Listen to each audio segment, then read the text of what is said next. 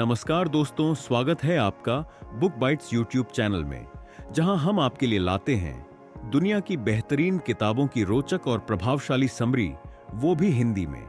आज हम बात करेंगे चार्ल्स डुहिग की प्रसिद्ध पुस्तक the power of habit.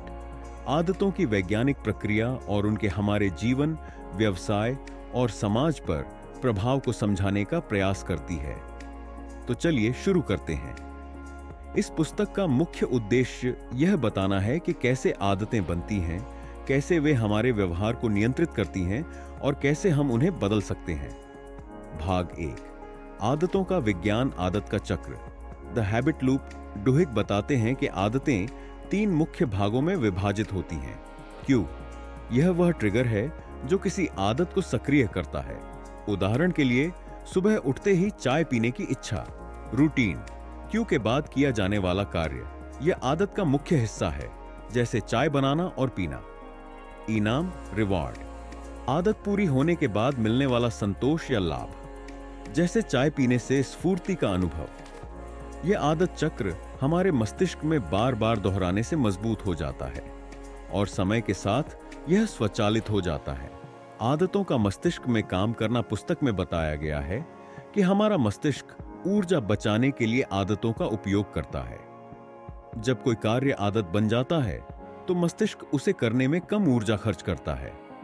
Basal ganglia, Basal ganglia नामक मस्तिष्क का हिस्सा आदतों को नियंत्रित करता है।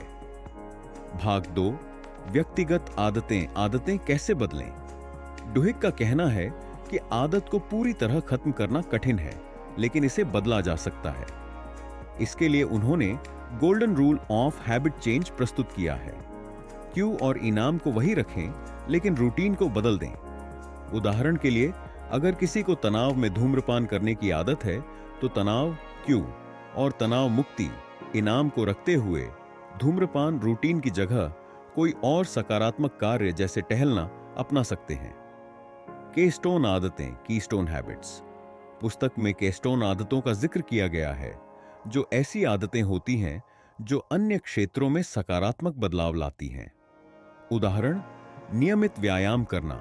यह न केवल स्वास्थ्य को सुधारता है, बल्कि आत्मविश्वास बढ़ाने, खान पान की आदतें सुधारने और समय प्रबंधन को बेहतर बनाने में भी मदद करता है। भाग 3, संगठनों में आदतें, सफल कंपनियों की आदतें।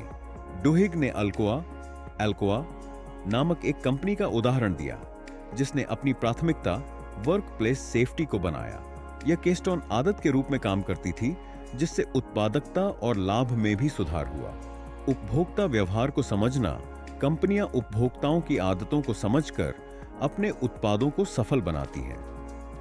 पुस्तक में टारगेट कंपनी का उदाहरण दिया गया है, जिसने ग्राहकों की खरीदारी की आदतों का विश्लेषण कर उनके जीवन की बड़ी घटनाओं जैसे गर्भावस्था की पहचान की और अपने उत्पाद बेचे।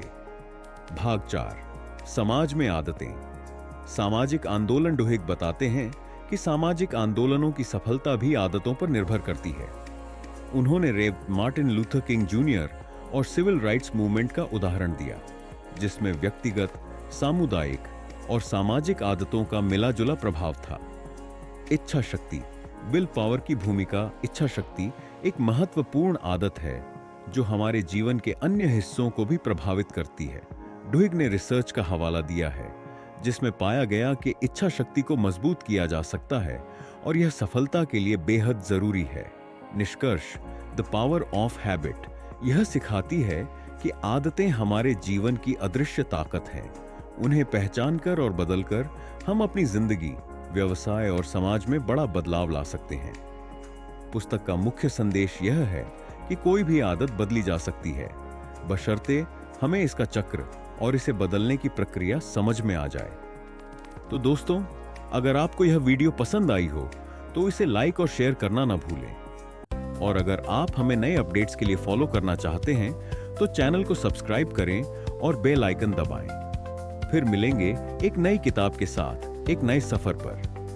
तब तक के लिए अपना ध्यान रखें और सीखना जारी रखें। धन्यवाद।